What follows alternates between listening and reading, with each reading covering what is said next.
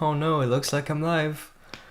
Um, yeah, let's just go. Welcome back, you idiots. I'm sad, I'm pissed. I've been away for a while and still have airside problems in my arms, so it's difficult to edit stuff.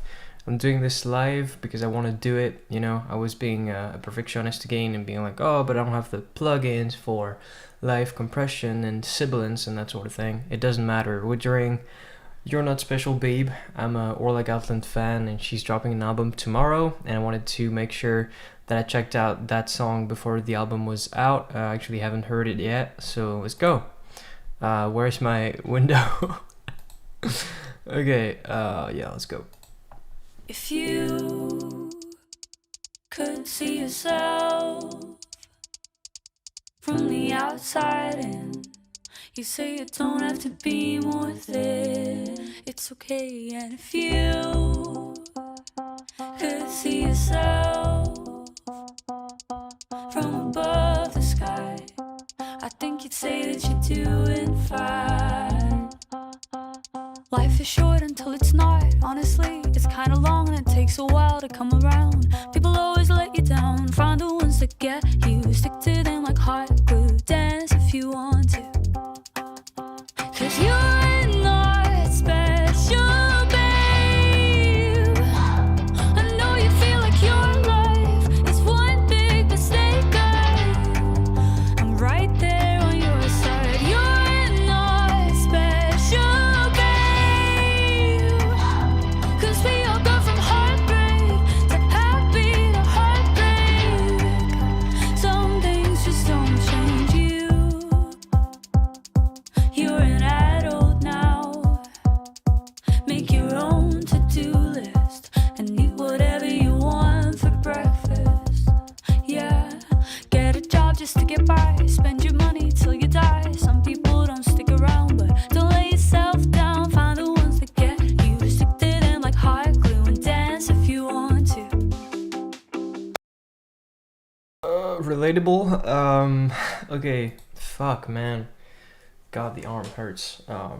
Yeah, guys, I'm not gonna edit my videos. I'm not gonna edit my videos myself right now. Sort of can't. Whatever. First thing that caught my ear is the vocoding on the vocals. Vocoding can be like since it's done on a computer, it can be anything. It can be autotune, it can be plugins, it can be anything. But it used to be it used to not have much to do with computers, I believe. I believe vocoding at the beginning was the process of like just taking a vocal and tuning it perfectly using like another instrument. So for example, you could sing a note and you'd pick what note you actually want that to become on a synthesizer. And we studied that, just we touched on it, to be honest, just a little bit with Snarky Puppy. I don't remember what song actually, but yeah, Sean Martin was doing Talkbox, and yeah, I don't know what I'm saying, but that relates to vocoding. I don't think they did it in an analog way like that, but I love vocoding. It's really like this familiar Daft Punk like feeling. It reminds me of the past, even though it's not Beatles stuff, you know. It's not very old vocoding. It's just great effect. I love the chords, and I don't know why the vocal style reminds me of 21 Pilots. Actually, I was listening to the first album today. There's some similarities. I'm not saying that they influenced Orla or anything, but I hear a little bit of the same distress, and in the rhythm of the delivery as well. It reminds me of Tyler. I love 21 Pilots, and the lyrics are great, as they often are with Orla. Let's continue. 'Cause you're not special, babe. I know you feel like your life is one big mistake. I'm right there on your side. You're not special, babe. 'Cause we all go from heartbreak to happy to heartbreak. Some things just don't change.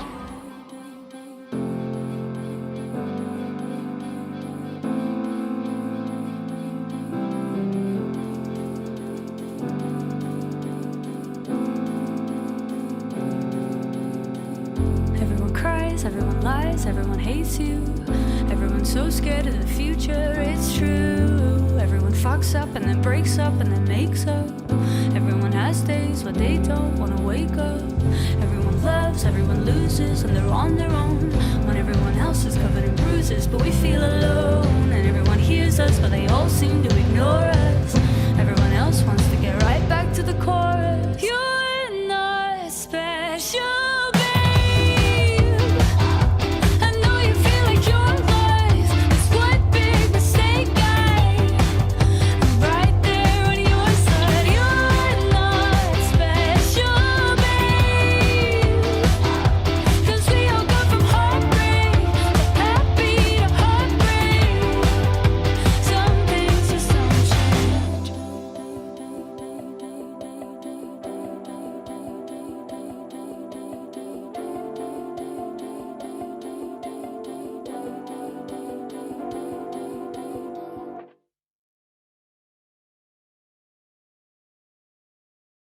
You guys hear that at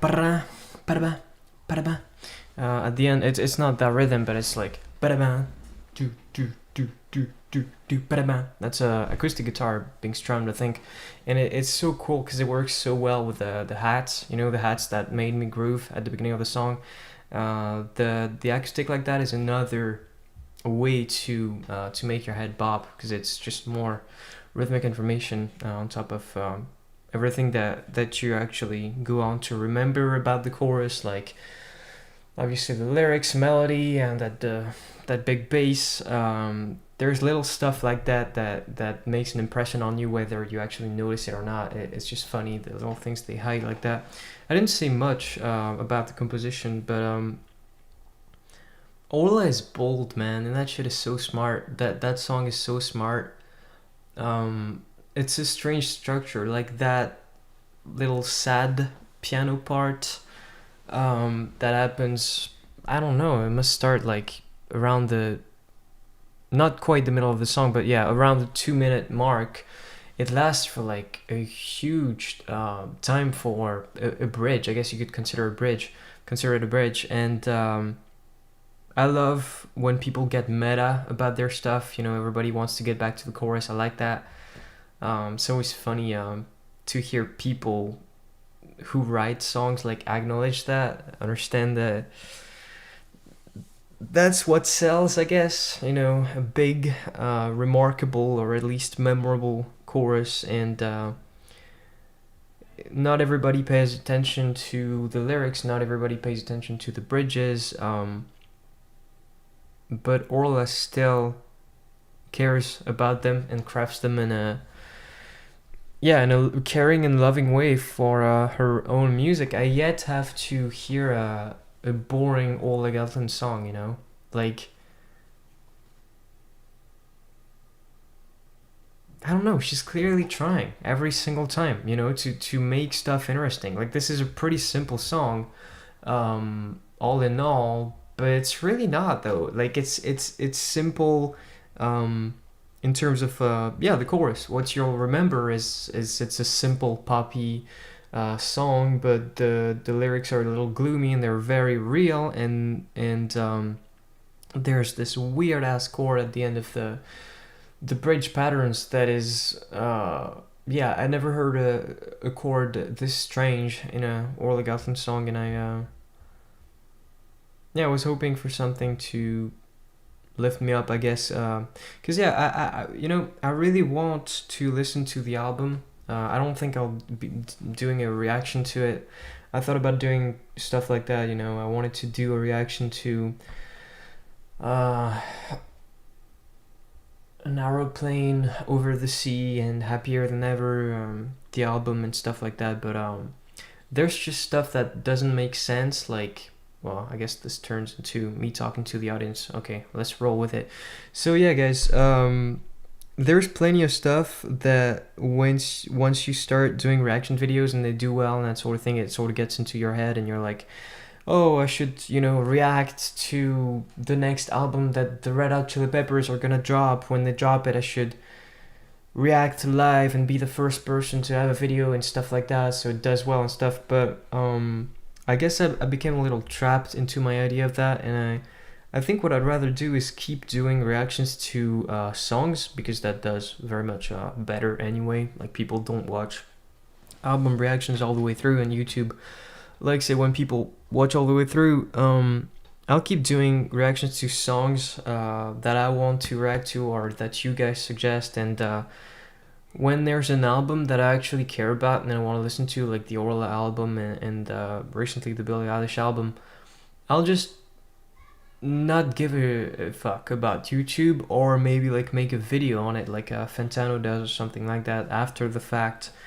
That allows me to make revenue as well, because I don't need to include, parts of the music and get my videos claimed. So yeah, I'm not gonna review the album any further in a way that's a reaction way with the music and stuff. So I really wanted to do that single. I'm a fan. I'm an actual fan of Orla Gartland, and I went to a show and stuff like that. And there's not many pop acts that I really care about, but like even recently, last few days, I've been listening to her EPs, and they're incredible. Like, have you guys heard "Oh God"? Like, that song is, yeah, it's just so well crafted, and I like this one. I think it's not my favorite one, but it's even when there's elements that sort of like prevent me from connecting with it as much as I could connect to another Orla song, there's still stuff to pull me in, like that beautiful little sad bridge, and the realness of the lyrics, and the meta aspect, and the little cool production tricks, and even this outro, with the sampled repeating vocal. They seem like they're having progressively more and more fun with the production, where on the previous projects it sort of still had a live vibe. Live, it's pop, so it's edited is very well crafted, not a lot of improvisation and that sort of thing, and they play to metronome and stuff like that, but it still feels like a band when stuff like this, or maybe oh god, what was that one? That's embarrassing. Do you mind? There's more production tricks, and I'm all for that. I really wonder what's on the album, and I wonder the choices. I wonder what choices, and I'm gonna wrap this up after this. I wonder what choices Orla made in terms of marketing, because sometimes an artist just sort of puts out all the best singles, at least what they think is their best singles, before an album is out, and sometimes they hide the big gem or whatever on the album, or at least the thing that will commercially work, like Billie Eilish did with Bad Guy, and again with Happier Than Ever. Little sample with Happier Than Ever, but the big thing about her albums was hidden. Even though some singles were super successful, yeah, there was a little bomb in the album. And yeah, I mean, I'm sure that at least one of the songs on the album will be maybe crazier and more successful than all the singles we've heard. But yeah, I can't wait. And more videos soon, maybe. I don't know, but not a lot of edits. You guys are gonna have to live with that. Thanks for watching, and see you next time. Oh, there's probably a delay on the stream. This is the moment where I try to not cut out my video. Okay, bye.